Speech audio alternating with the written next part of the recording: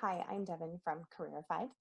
Welcome back to Talking Careers with Young Adults. My aim with this series is to give parents and guardians a wider context to use when they're trying to help their young adult kids figure out their next steps in career and education planning.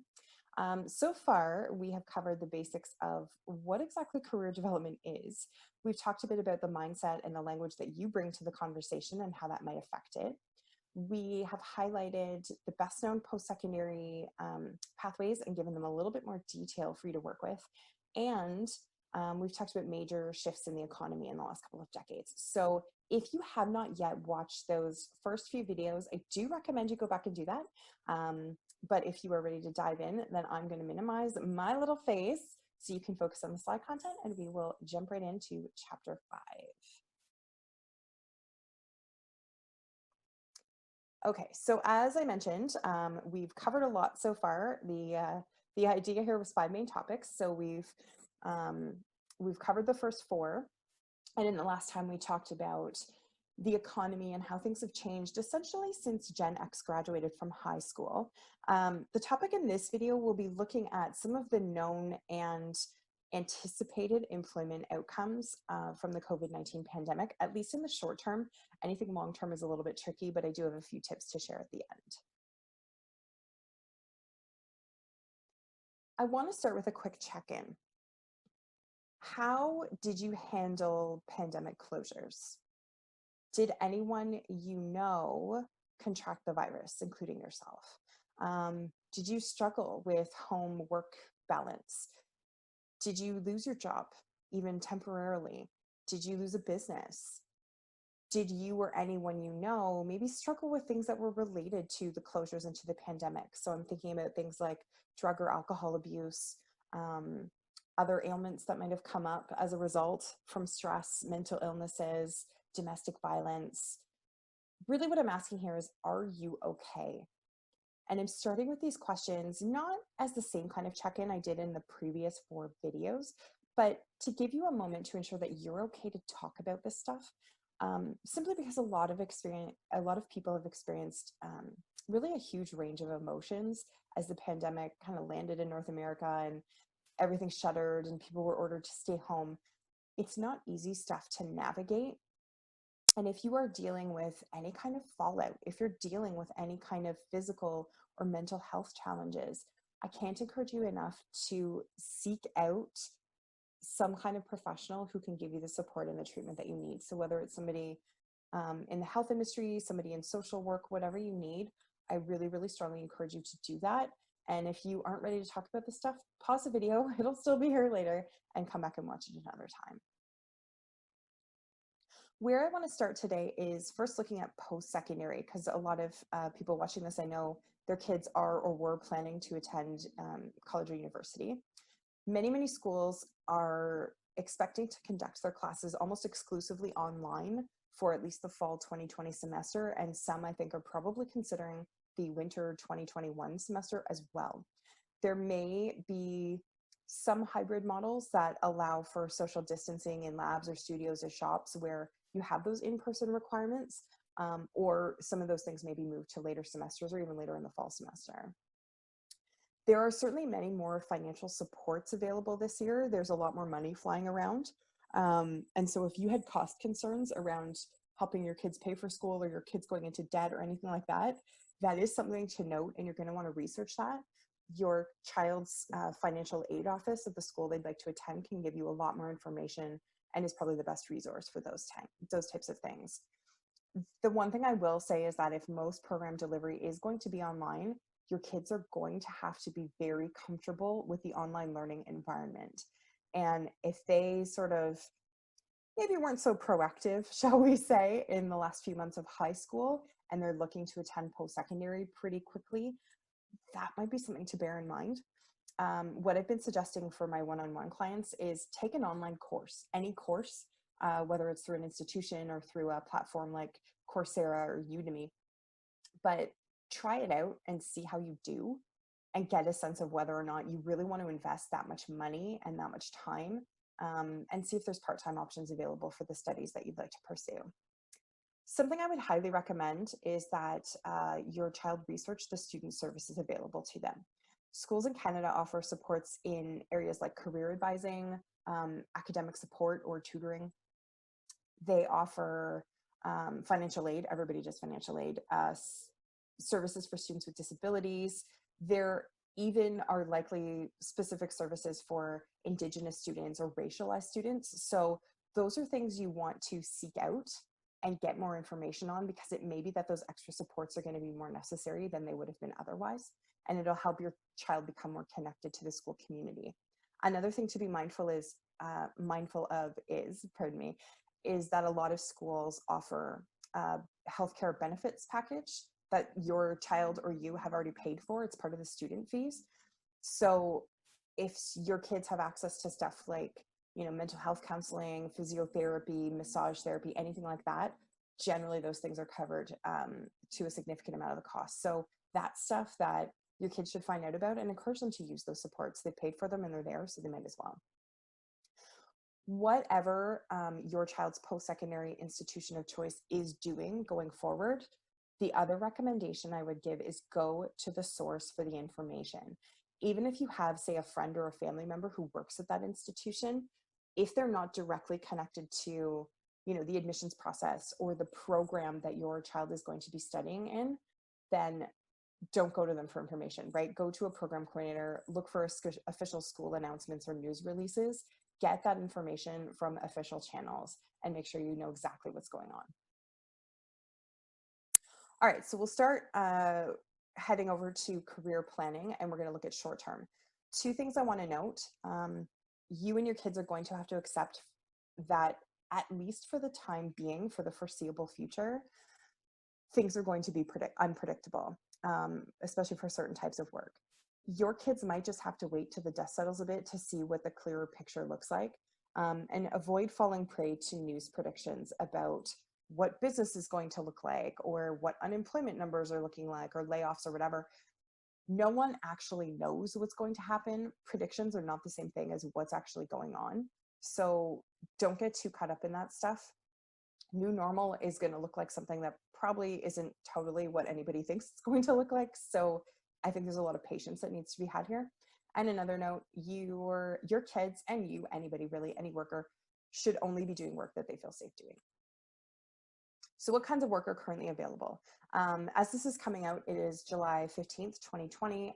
So sectors like farming and fishing are really desperate for people right now because this is their high season. That's something to look to for next spring as well.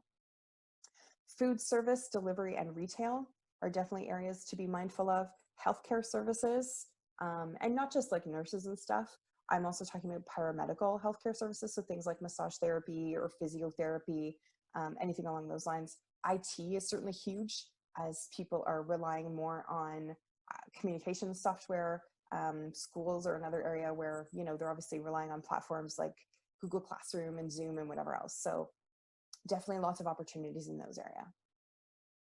Something to keep in mind as your kids kind of go into these different types of work, whether or not they see themselves doing that long term, they should be keeping track of the transferable skills they're developing. So anything that they would be able to use in other types of work later on, and maybe more preferable types of work that they want to do later on. So maybe they're not, super excited about being farmers for life, but right now that's what's available, and they can build a resume off those skills and be able to contribute to something bigger. That's huge. So just keep track of those transferable skills. Self-employment is something that, if your kids are interested in this, it's a great time to explore it. Many businesses are not going to reopen when all of this is said and done. And people who have been in business for decades, and maybe we're just a few years from retirement, they're not going to want to start over, right? So they may be interested in selling their business to some young kid who's eager and hungry and excited. There's also a lot of other ways that you can deliver services through remote work. You can deliver services online, or even like product-based services. So things like photography or like custom wood or metal work. Those things can be sold through an online platform and delivered, in person or through post, and obviously quite safe in terms of any concerns about the virus transfer. Remote work is sort of a no-brainer possibility, but I would say here, take a look at a huge range of remote work. So the first thing I always think of with this stuff is business functions. So things like marketing, financial analysis, public relations, those things can be done from anywhere. And if your kids want some ideas, that's a good first place to start. One thing to bear in mind is, do they want to do remote work forever? If your child is an extrovert, they will find remote work very, very challenging. And so what are ways to mitigate that? Could they join a co-working space? Can they have, I don't know, some kind of outside of work support group of people who do similar work, something along those lines, professional associations, that sort of thing. Cross-industry careers, so kind of along the same lines, but looking at things that you would be able to deliver no matter what the industry was. So again, your business functions fall into this, public relations, human resources, that sort of thing. If your kids aren't sure what kinds of things fit here, a good way to check this out is to search out consultants. So even you just go through your local Board of Trade or Chamber of Commerce and search out different types of consultants and see what people offer. They probably cater to, probably in their case, a particular industry, but you'll be able to see, you know, lots of different types of HR consultants, for example, or lots of different types of graphic designers, for example, who focus on different industries. So is there something your kids can get into where they might be able to work in a lot of different spheres? Thinking in the longer term, we're all talking predictions, which I mentioned this was short term too. Long-term planning right now is almost impossible, just because we don't know how long the fallout is going to last. One thing to bear in mind is that businesses that have survived to this point, maybe they survived a 3-month closure or a 4-month closure, that doesn't necessarily mean that they're going to continue to survive for the next year or two. So we're going to keep seeing business closures and layoffs and a lot of shifting happening for some time. And something that you can ask your kids around that is, listen, if you can only think a month or two ahead, what can you be doing right now?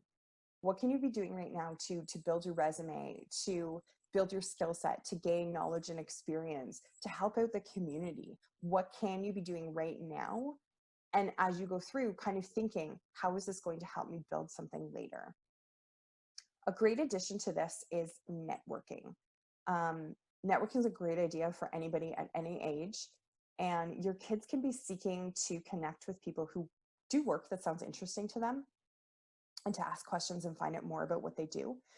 If nothing else, people hire people they know. So networking is a great way to expand that group of people that you know out from immediate family and friends. LinkedIn is an amazing platform for this, and particularly now that we are very concerned with social distancing and being able to meet remotely with people, LinkedIn has a great platform for that. So if you go online and search out LinkedIn University, what you'll find is some great tip sheets for students. Some are geared to high school, some to like post-secondary, but something where youth can get a sense of how to build a good profile, a solid profile, and then how to use the platform as a networking tool as a beginner, getting some of those tips as well. Youth also need to be open to types or styles of work that they never considered before. Be ready to try new things as they emerge. And as I pointed out in the last slide, keep track of those transferable skills, those employability skills, things that can carry into other jobs and other industries later. Like I said, planning for long term right now it's a bit of a tricky dance, but keeping an open mind about the types of work that are available and saying, sure, you know what, I'm going to give that a shot, and building a network at the same time. Those are two excellent ways to lay the groundwork for future opportunities and to build a longer term career path. This brings us to the end of the Talking Careers with Young Adults video series. You did the whole thing. If you have questions about any of the information I presented, or if your kids need more support to help with their career and education planning, there are group and individual coaching programs available, and you can reach out to me if you have questions about any of that stuff. You can also visit careerified.ca for more information on programs. The other route to go, you can follow Careerified on Facebook and Instagram, and you'll see motivational messages, you'll see lots of great little career tips, and you'll always see announcements about specials on programs. Thank you so much for joining me through this series. I wish you all the very best, and you take good care.